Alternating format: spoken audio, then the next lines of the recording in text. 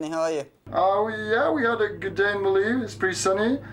And so have you looked at the forecast? I have a bad news for you. There's pretty bad weather right now. It's like maybe a thunderstorm.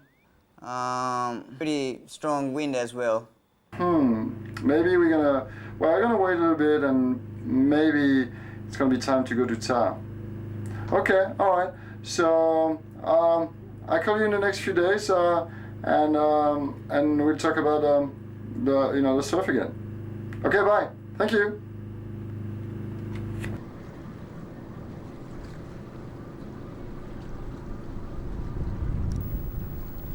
There is at least one good news this morning. We can trust Mike. He made no mistakes. The weather is too bad for surfing, but perfect for traveling.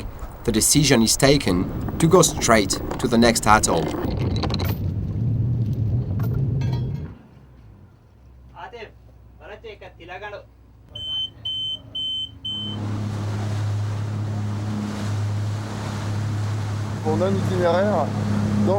We're going straight in the ocean instead of going through the lagoon that is completely harassed by this strong west wind of 15 to 20 knots.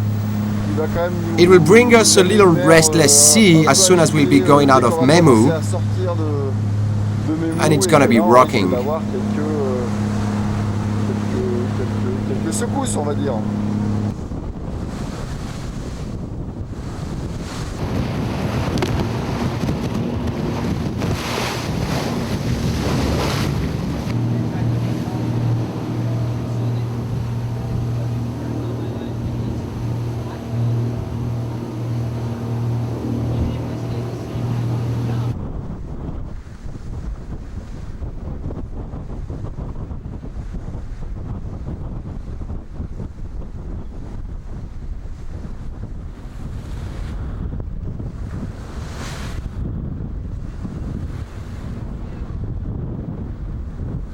When the Hamachi finally reaches the spotted island, the rain has already stopped, but it will take a few more hours for the wind to calm down.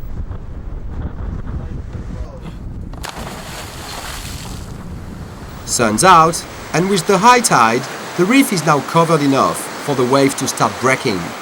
The seaplane check was definitely very effective, in a very picturesque setting. A good right-hander, not very big but rather long, peels along the reef in warm water, far from everything.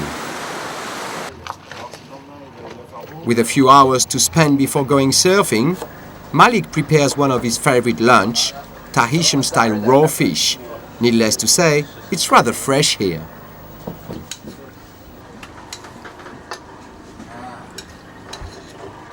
How hot it is? No, it's alright. Not that bad. It's not spicy at all. It's not strong enough. That's bad.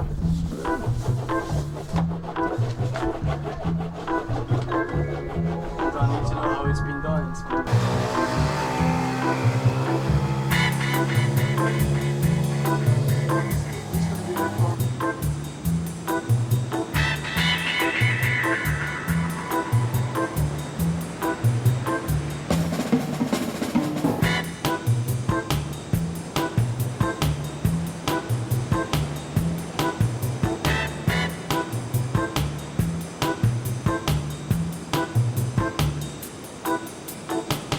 The shape of the wave is particularly designed for longboarding.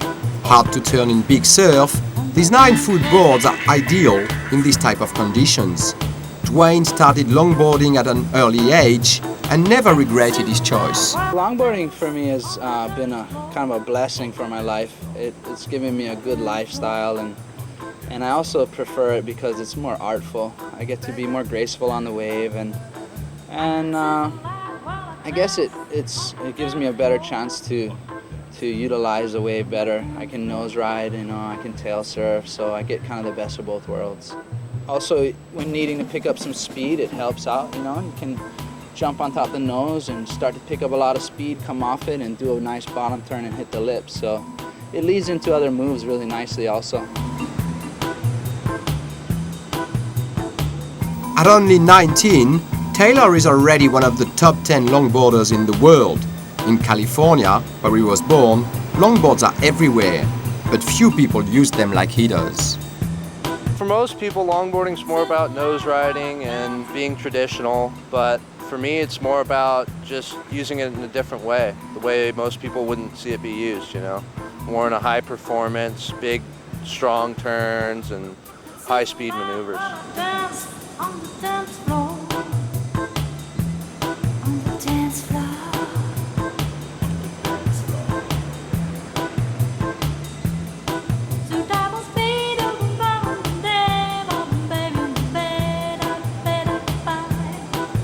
Once you reach a certain level, longboarding's pretty much just as difficult as shortboarding. To be able to maneuver that board to go straight up the face and do big carves and airdrops and things like that, it's almost harder because you have such a longer board, you know. There's more areas to where you can screw up and fall and take a nosedive or whatever. But I think actually it's harder, a lot harder, especially when you start nose riding, which is one of the more, I guess, premier parts of surfing, because once you start nose riding, you really bring in the grace, you really bring in the artful side of it, and it's a unique rush because you don't have anything in front of you. You just have open space and wave, and you're like hanging off the side of a building almost, you know? You're like right up there and closer to nature than anything, and your board has to sit there in the wave that whole time, so it's technical in that sense too, because you have to be able to keep your rails set, keep your fins from popping. You know, there's a whole bunch of things involved in that which make it a lot more technical and a lot more, you know, diverse, I guess.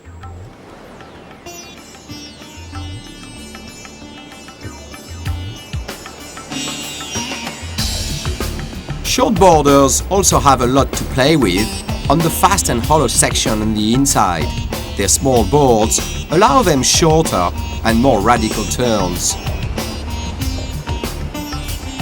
I'd say it's never been surfed.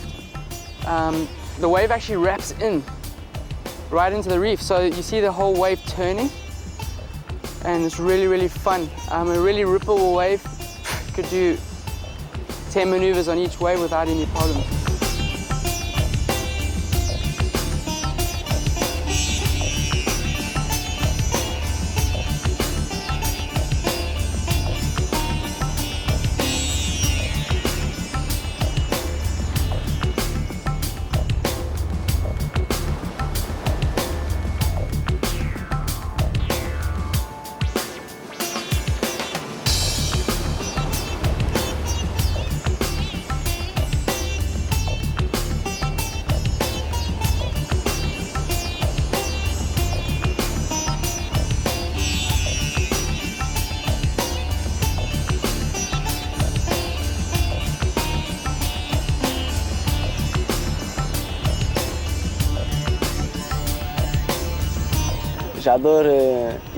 I love to try new things. Those new maneuvers give you new sensations.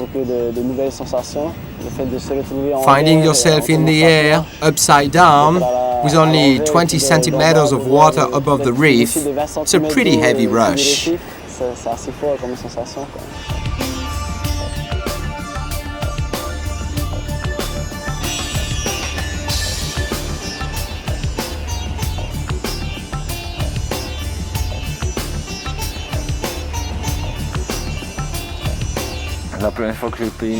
The first time I caught a wave, I felt like I was flying, like riding a skateboard on glass. I had that feeling of gliding. I was 6 years old, and since that day, it is that sensation I'm looking for every time I surf.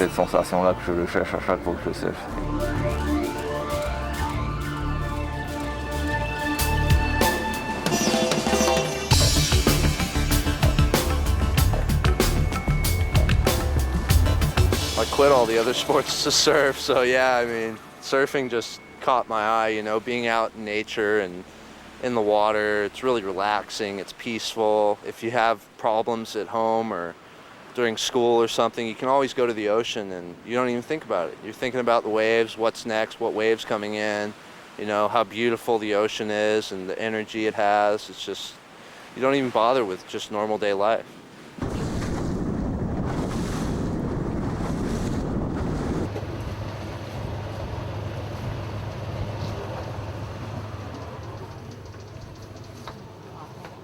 Living on a boat for days with the same group of people is obviously a specific experience. After a week, the Hamachi has remained a very happy boat. It's a great atmosphere. We got a great team with us right now. Everyone seems to get along really well, and there's no negative vibes from anybody. The boat crew has been super nice and helpful. We all have good laughs and make each other comfortable. That way we don't have, you know, a bummer trip. So the atmosphere has been great. There's nothing more I could ask for, actually. I gotta have some manners now. Yeah, this is Antony. How are you? I'm alright. You know, maybe we're gonna move. So, what do you think it's gonna be like in the next few days?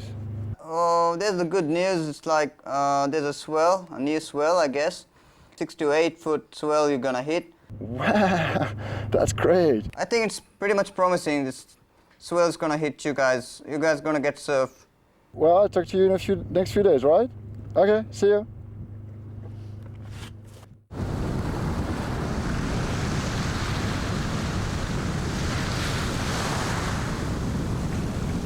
Waves are coming, but tomorrow only.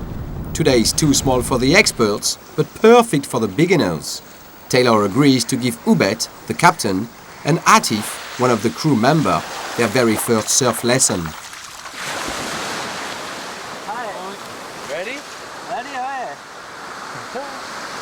It should be good. They're used to being on rough seas, you know, staying on their feet, so I'm sure it won't be hard. The waves really mellow, so just be some fun little waves for them.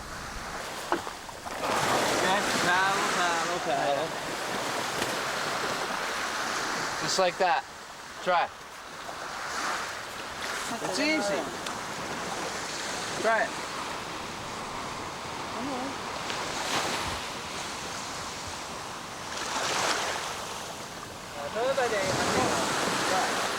Well, look, one motion.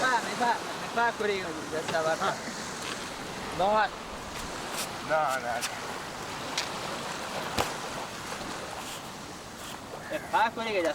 Ubet isn't too sure. He'd rather see Atif try first, apparently. Get him up there. Let's go.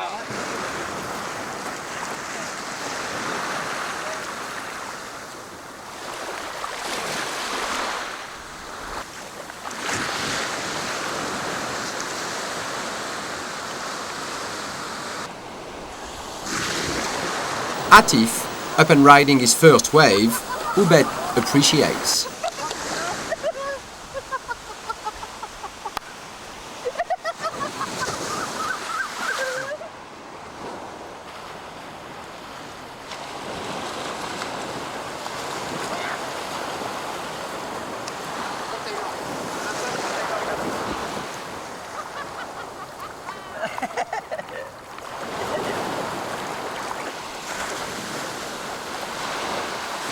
Finally, the captain is ready.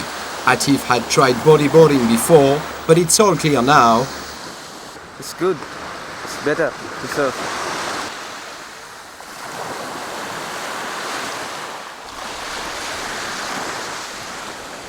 At 47, Ubet rides the first wave of his life, a real child's play.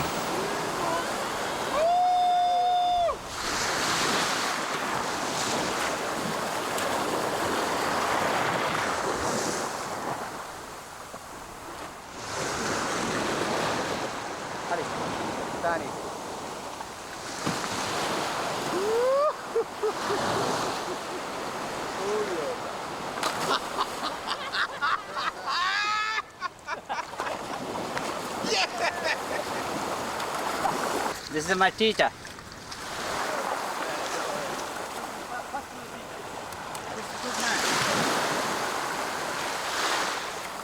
Fun, yeah? Very easy. Oh, I'm a little scared in contest now. It's that easy for him. It's just like, wow, you know, first wave, both of them, boom, straight up. So it's amazing, you know, if they had the resources to have surfboards here, it'd be incredible. I'm sure they'll end up finding some longboards somewhere and keep doing it throughout time, so stoked. It's part of like the culture in surfing, you know, you teach others and others teach you, so